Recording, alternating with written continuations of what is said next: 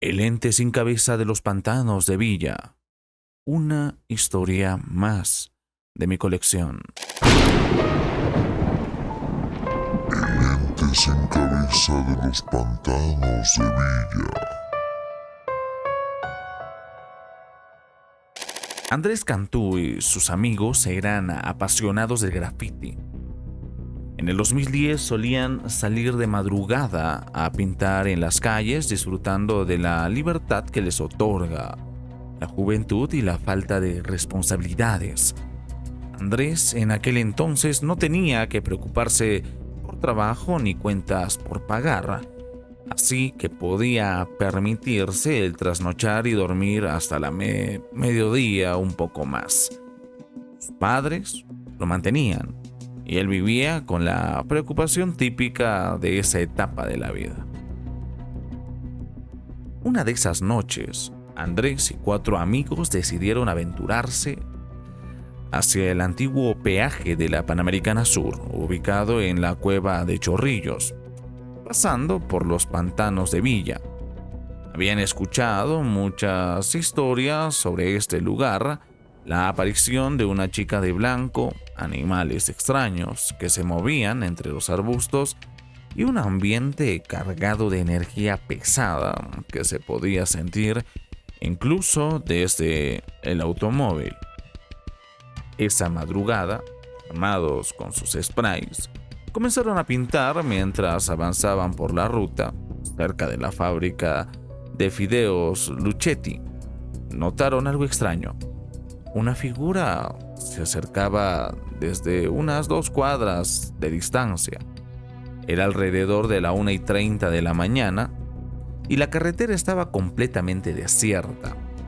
La figura caminaba de una manera inquietante, como si fuera un títere, con movimientos repetitivos, rígidos y carentes de estímulo. Los amigos de Andrés comenzaron a especular sobre quién podría ser esta persona. Algunos pensaron que podría ser un ladrón, ya que la figura tenía la intención de detener los taxis solo para que estos se alejaran rápidamente.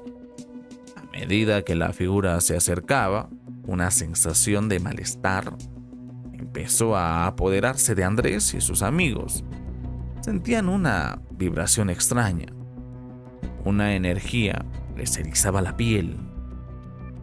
Andrés, siempre curioso por lo paranormal, decidió mirar más de cerca. Cuando la figura finalmente pasó junto a ellos, Andrés notó que toda su ropa estaba manchada de tierra, incluyendo sus zapatillas, que parecían cubiertas de polvo. Llevaba una chaqueta que solo cubría la parte superior de su cuerpo. El resto estaba descubierto. El olor que emanaba era insoportable y su presencia les dejó una sensación de inquietud y terror. Mientras que la figura se alejaba, Andrés y sus amigos se apresuraron a rezar. Aunque ya sabían que era en vano, habían cruzado su camino con algo que no se podía explicar.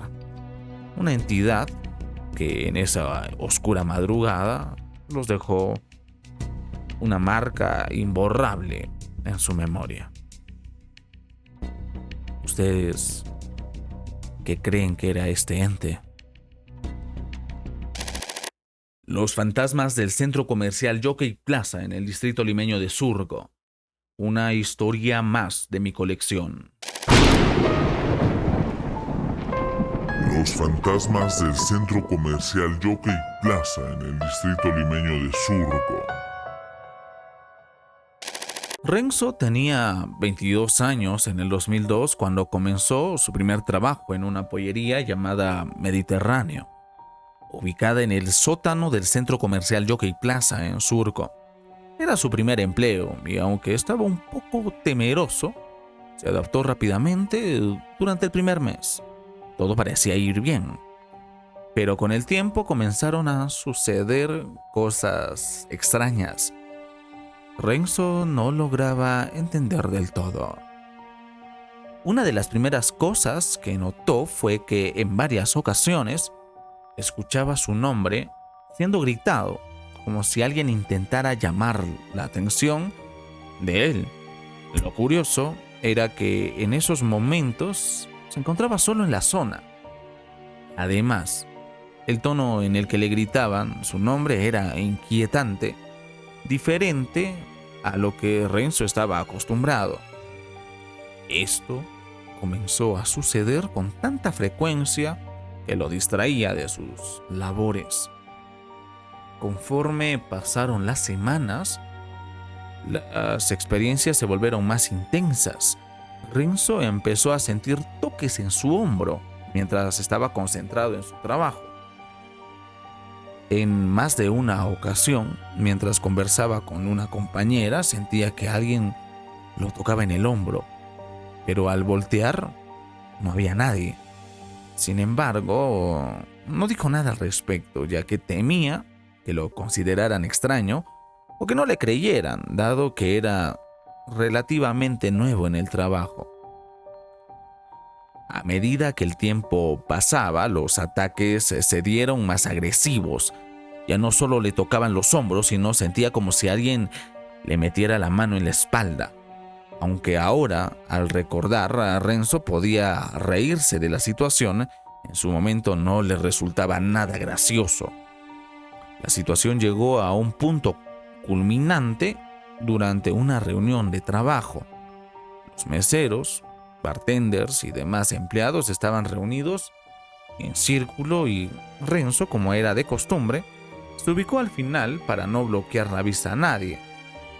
De repente, sintió un toque tan fuerte que lo hizo dar un salto y girar bruscamente, solo para darse cuenta de que no había nadie detrás de él.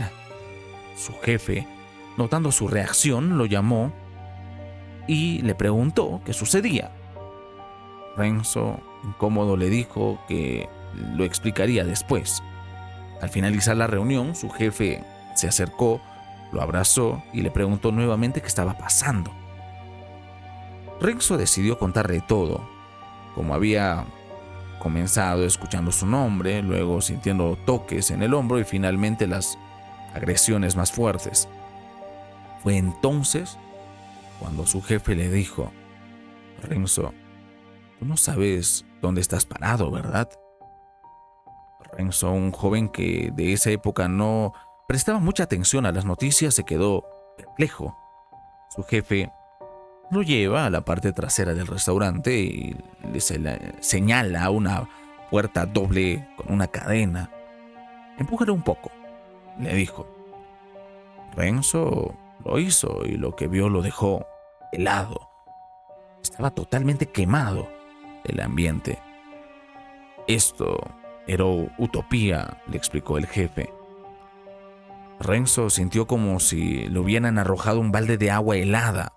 Una sensación de extrañeza, melancolía y tristeza lo invadió al darse cuenta de lo que había sucedido allí. Fue en ese momento que empezó a atar cabos y comprender las experiencias que había estado viviendo. Al compartir su historia con otros compañeros de trabajo, comenzaron a contarle cosas similares. Las chicas en el baño escuchaban que los grifos se abrían con toda la presión. Los otros empleados sentían que les jalaban la cortina mientras se duchaban, y el vigilante nocturno solía encontrar el local con las luces y la música encendidas en plena madrugada. Después de un tiempo, Renzo decidió cambiar de trabajo y se mudó a una pizzería al lado. Allí conoció a otras personas que le contaron experiencias similares a las suyas. Sentían toques en el hombro, escuchaban que les gritaban su nombre y vivían situaciones extrañas en este local. Pasaron los años, hasta que recientemente Renzo decidió regresar al lugar para ver cómo estaba.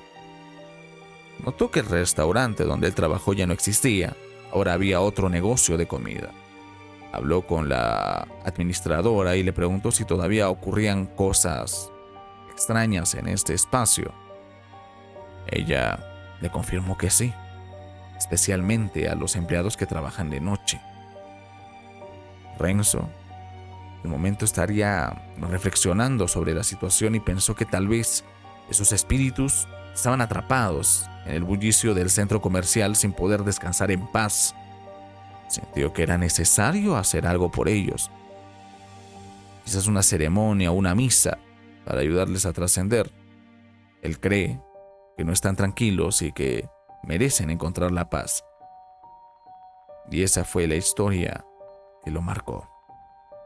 Para recapitular, Utopía era una discoteca que en el año 2002, el 20 de julio, un pavoroso incendio en la exclusiva discoteca Utopía en el centro comercial Jockey Plaza, en el distrito de Surco, en Lima, dejó un saldo de 29 muertos, 45 heridos. Ustedes saquen sus conclusiones. El niño fantasma de Canta, al noreste de Lima. Otra historia más de mi colección. El niño fantasma de Canta, al noreste de Lima. Un día, Bianca Dueñas recibe un mensaje de su mejor amiga a principios de noviembre del 2022. Su amiga le contaba que planeaba un viaje familiar para celebrar el cumpleaños de su abuelo en la selva y le invita a unirse. Conociendo bien a su amiga y a su familia, Bianca no dudó en pedir permiso a su madre y de pronto se unió a la aventura. El viaje fue largo. Se dirigieron en auto hasta Satipo, donde pasaron 2 o 3 días disfrutando de la naturaleza. El regreso, sin embargo, fue toda una odisea. Mientras recorrían las trochas de la carretera que los llevaba de vuelta a Lima, comenzaron a caer granizos. Estaban cerca de Canta, pero aún faltaba bastante camino por recorrer. El trayecto estaba desolado, sin casas ni señal de vida a la vista. Todos en el auto dormían hasta que un impacto repentino los despierta. Los frenos del coche se habían congelado y el conductor tuvo que tomar una decisión rápida. O se precipitaban por un barranco o chocaban contra un cerro. Optó por la segunda opción. El auto se estrelló contra la montaña y Bianca salió despedida de un lado del vehículo. Estaban en medio de la nada, sin señal y sin saber qué hacer. Se dividieron en 2 grupos. Uno se quedó junto al auto intentando conseguir algo de señal y el otro decidió caminar en búsqueda de ayuda. Pasan unos 20 minutos antes de que Bianca lograra captar 2 barras de señal en su teléfono. De inmediato llamó a su pareja, rogándole que viniera a ayudarles. La comunicación se corta, pero logró enviar un mensaje. Tras unos minutos de angustia, su pareja respondió diciendo que ya había conseguido ayuda. Con el auto nuevamente en marcha, lograron llegar sanos y salvos a la ciudad de Canta, donde Bianca se reunió con su pareja y ambos deciden regresar juntos a Lima. Durante el trayecto de vuelta, la carretera era un paisaje sombrío, rodeado de chacras, cerros, iluminado solo con la luz de la luna y los faros de los autos. Mientras conducían, Bianca y su pareja comenzaron a discutir y ella, molesta, le dio la espalda. Cubriéndose con su sleeping, de repente sintió una mano helada en su hombro. «No me molestes», le dijo, pensando que era su pareja intentando reconciliarse, pero él, sorprendido, responde: «No te estoy tocando, ¿qué tienes?». Bianca insistió que la dejara en paz, pero volvió a sentir la misma mano, esta vez con más fuerza. Al girarse, vio que no había nadie allí. El miedo comenzó a invadirla, pero intentó hacerse la dormida. Fue entonces cuando escuchó un jadeo tenue y sintió algo que le tocaba la pierna. «¿Qué pasa?», preguntó temblando. Su pareja, con voz alterada, le dijo: «Mira a tu costado». Bianca Levantó la mirada y lo que vio la dejó helada. Un niño de unos 7 u 8 años caminaba por el borde de la carretera. Estaba descalzo, vestía un polo y un short y miraba el suelo mientras caminaba. No había razón para que un niño estuviese allí en medio de la nada, tan tarde en la noche. El niño seguía caminando tristemente y la atmósfera se volvió más pesada. Con cada paso que daba, Bianca comenzó a rezar, asustada, mientras observaba cómo el niño desaparecía en dirección al río. Siguieron conduciendo en silencio, demasiado impactados para hablar. Más adelante, se encontraron con un choque entre dos camionetas. No se detuvieron. Su único objetivo era llegar a casa lo antes posible. Cuando finalmente llegaron a Lima, se despidieron rápidamente y Bianca se fue directo a su cuarto a dormir. Al día siguiente hablaron sobre lo sucedido y su pareja le contó algo más. Mientras iba a recogerla, se detuvo en una tienda en Santa Rosa para comprar un energizante. Allí se encontró con una pareja de ancianos que lo atendió.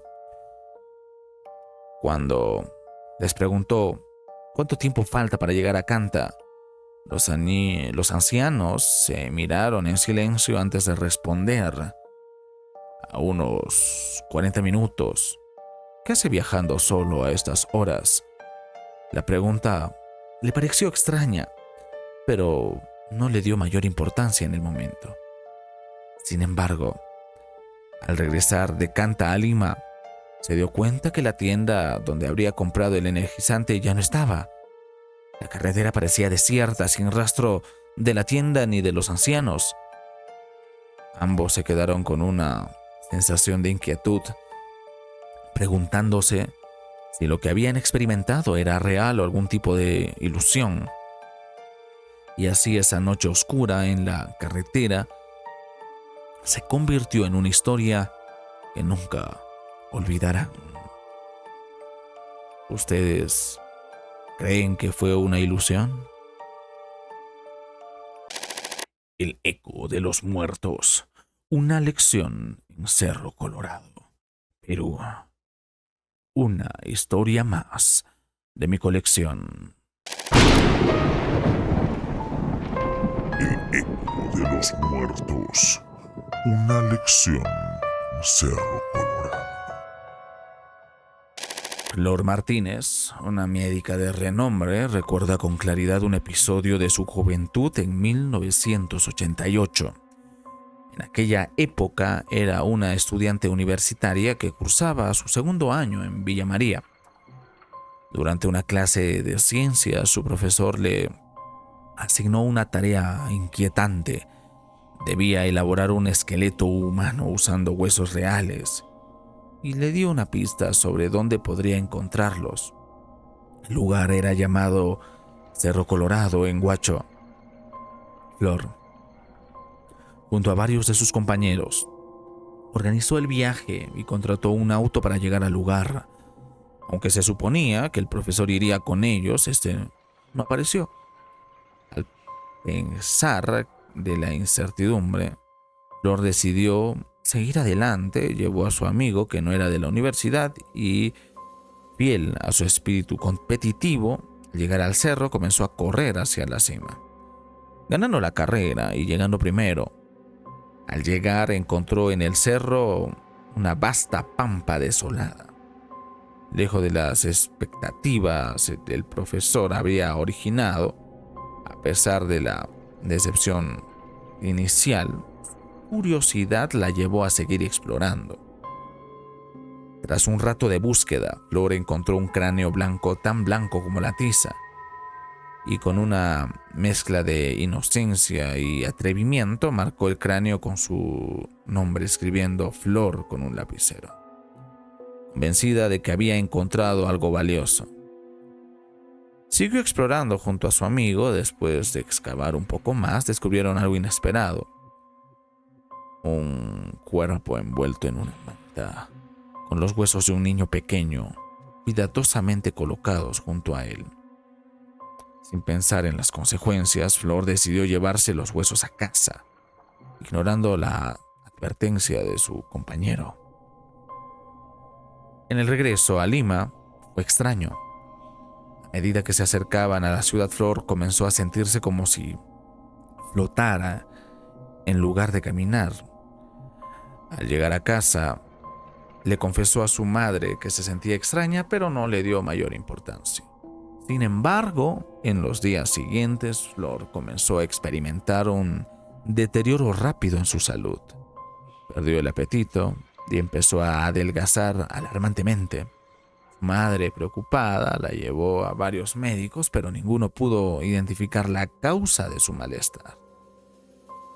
A medida que pasaban los días, Flor comenzó a experimentar fenómenos inexplicables en su hogar. Su hermano, quien había estado cuidando de ella, intentó cubrir la bolsa de huesos con ladrillos, esperando que eso la ayudara. Sin embargo, la situación empeoró. Flor empezó a escuchar ruidos extraños por la noche. Pasos, golpes en la puerta y el sonido inquietante de una niña riendo y jugando con una pelota. Estas visiones nocturnas se volvieron cada vez más aterradoras y Flor, presa del miedo, buscaba refugio en los brazos de su madre. Una noche, Flor se despertó sintiendo un ardor insoportable en todo el cuerpo. Desesperada comenzó a gritar que estaban quemando su cuerpo. Se quitó la ropa tratando de alivianar la sensación. Su madre, en un intento de calmarla, la cubrió con mantas, pero el malestar continuó. El curandero que lo había estado tratando le preguntó al día siguiente si había sentido algo durante la noche. Flor, aún en un estado de shock, describe la sensación de quemarse viva. El curandero le explica que habrían realizado un ritual para intentar liberarla de la maldición que la afectaba. El curandero, utilizando luego un cuy negro, realizó un ritual para pasar la enfermedad de Flor al animal, y al abrirlo descubrió que Flor había sido maldecida por pisar algo profano y que la profanación de los huesos le estaba consumiendo lentamente. La situación se volvió más crítica, que incluso un sacerdote fue llamado para darle los santos óleos, pues parecía que Flor no iba a sobrevivir. Finalmente, el curandero le dijo a Flor que se recuperaría. Le aseguró que se levantaría de su cama en una fecha específica y, milagrosamente, fue así. Flor se levantó el día que el curandero predijo y comenzó a mejorar. Sin embargo, la experiencia la dejó profundamente marcada. Aunque logró regresar a la universidad para sus exámenes finales, su vida nunca volvió a ser la misma. Desde entonces, Flor ha guardado 2 huesos de aquel día como un recordatorio constante de la experiencia que vivió, como una advertencia sobre los peligros de jugar con lo desconocido. Esos huesos descansan ahora en su cabecera como un testimonio silencioso de un episodio que nunca podrá olvidar. Esta historia es un relato de advertencia de cómo la curiosidad y la inmadurez pueden llevarnos a lugares oscuros y de cómo el respeto por lo desconocido es una lección que todos debemos aprender, a veces de la manera más difícil. Flor Martínez, ahora una médica respetada, lleva en su memoria y en su vida diaria las cicatrices invisibles de aquella noche en Cerro Colorado, recordando siempre el peso de sus acciones. ¿Ustedes entendieron la historia? El fantasma de la capilla, la historia de un milagro y una madre. Otra historia más de mi colección. El fantasma de la capilla. Aida Guerrero estaba atrapada en un torbellino de emociones en el Hospital del Niño en 1994. Fue un año marcado por un profundo dolor y al mismo tiempo por una inexplicable esperanza. La historia comienza con el nacimiento de su segunda hija en Tarapoto. Al nacer, su pequeña fue arrebatada de sus brazos casi inmediatamente, la bebé no podía lactar ni succionar. Pronto los médicos descubrieron que su hija tenía una atresia de esófago con fístula traqueosofálica, una condición en la que el esófago estaba desconectado del estómago. A los 14 días de nacida, la bebé fue trasladada de Tarapoto al Hospital del Niño en Lima, donde comenzó un largo y angustiante proceso de exámenes y análisis 9 meses después. Finalmente, llega el momento de la cirugía para unir el esófago con el estómago.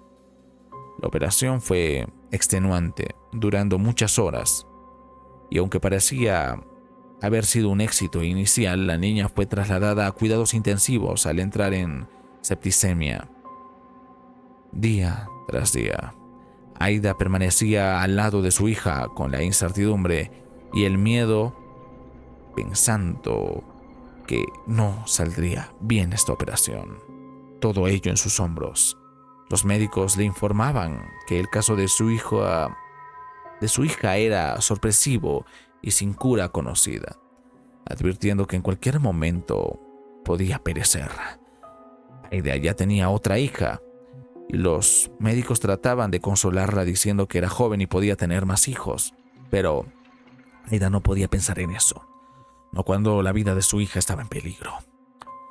Un día, mientras estaba en la sala de cuidados intensivos, Aida conoció a una paisana que trabajaba como enfermera en el hospital. Esta mujer, conmovida por la situación, le sugirió a Aida que bajara a la capilla y le trajera agua bendita para rociar sobre la bebé. Si su hija iba a perecer, al menos lo haría con la bendición de Dios, y si sobrevivía, podría ser un milagro. Desesperada, Aida tomó el consejo y bajó al ascensor, recorriendo el hospital hasta la capilla.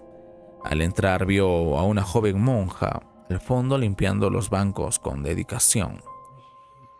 La capilla estaba limpia y brillante. Aida se acerca a la monja y le explica su situación pidiendo un poco de agua bendita. La monja amablemente le pidió un envase para poder darle el agua.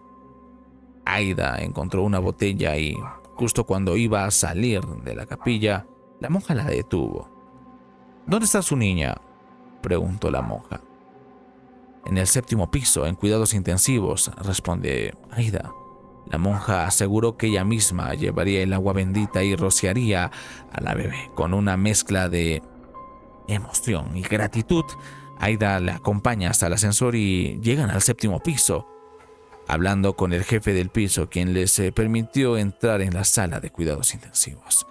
6 personas entraron en la habitación, incluyendo a la monja, el doctor jefe, la enfermera, el esposo de Aida y ella misma. La bebé estaba allí, conectada a múltiples tubos, su cuerpecito frágil y pequeño en una cama grande. ¿Cuál es el nombre de la niña?, pregunta la monja.